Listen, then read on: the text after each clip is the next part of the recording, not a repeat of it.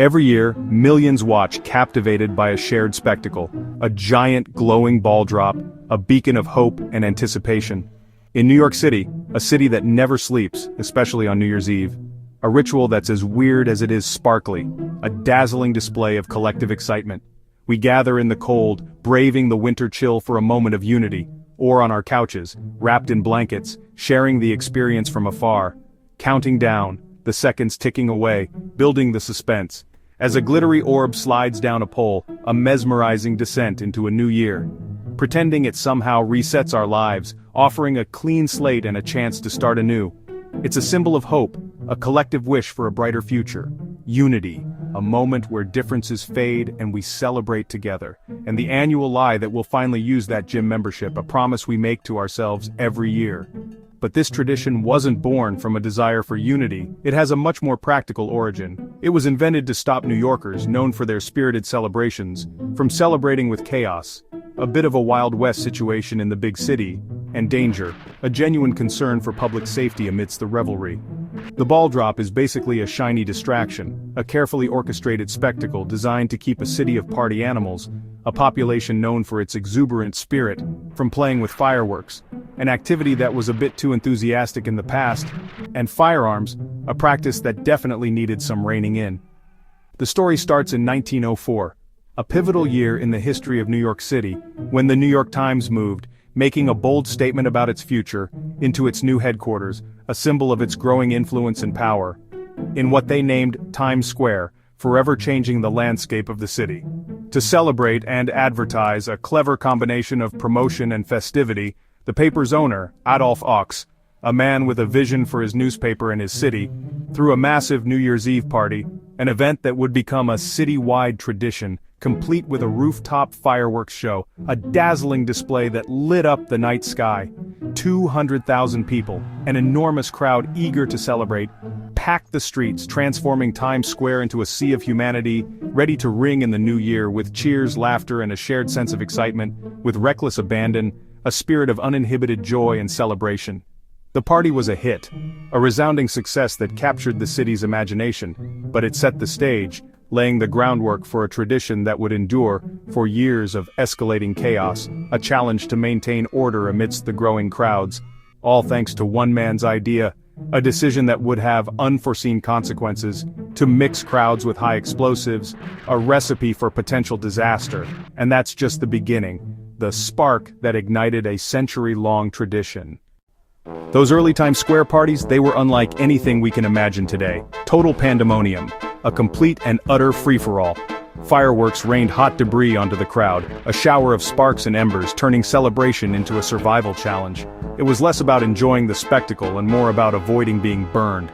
People dodged flaming trash, dodging and weaving through the chaos, while the city's favorite pastime, drinking, fueled by the holiday spirit, turned the streets into a sea of unpredictable revelers. A surging, swaying mass of humanity. Fights broke out, fueled by alcohol and the sheer intensity of the crowd. People passed out, overcome by the revelry or something stronger. An emergency response was nearly impossible. Ambulances and police struggled to navigate the throng. But the wildest part? This is where things get truly unbelievable. At midnight, thousands fired guns into the air to celebrate. A deafening cacophony of celebratory gunfire. Bullets filled the sky, a deadly rain of lead only to come down somewhere. Gravity always wins. Sometimes injuring people, an innocent bystander struck by a stray bullet, shattering windows, leaving holes in the glass and in people's lives. Or worse. The consequences could be fatal. This wasn't a quirky tradition. It wasn't some harmless bit of fun. It was a citywide game of Russian roulette, with thousands of players and real bullets. Newspapers reported falling bullets and chaos every year. The headlines screamed of injuries and near misses. From uptown to downtown across the entire island, gunfire became the unofficial soundtrack. The dangerous and reckless accompaniment of New Year's in Manhattan. A truly unique and terrifying experience. It was so dangerous, a genuine threat to life and limb, it's a wonder anyone survived to see another year. Sheer luck must have played a significant role. Clearly, something had to change. This couldn't continue. Enter city officials. Someone had to step in. By 1907, the city banned the fireworks turns out. Mixing crowds, booze, and explosives is a terrible idea. But Adolph Ochs still wanted his party and his publicity. He needed a new spectacle, something big, flashy, and most importantly, safe. The new tradition had to be dramatic, visual, and not set anyone on fire. The crowds would show up no matter what, so the city needed a non-lethal centerpiece to anchor the celebration. The search was on for a replacement, something that could wow the crowd without risking lives. The answer? A glowing ball. The solution, surprisingly, came from the world of maritime navigation. It was the ingenious invention known as the time ball. Ports all around the globe used these time balls. They served a vital purpose, signaling the exact time with precision to all the ships in the harbor, ensuring accurate navigation. It was simple, visual, and remarkably safe. Enter Jacob Starr, the Time's very own chief electrician. He cleverly adapted the time ball idea, bringing it to the bustling heart of Times Square. He envisioned and built a giant, brilliantly illuminated ball, designed to dramatically drop from the iconic Times Tower precisely at the stroke of midnight.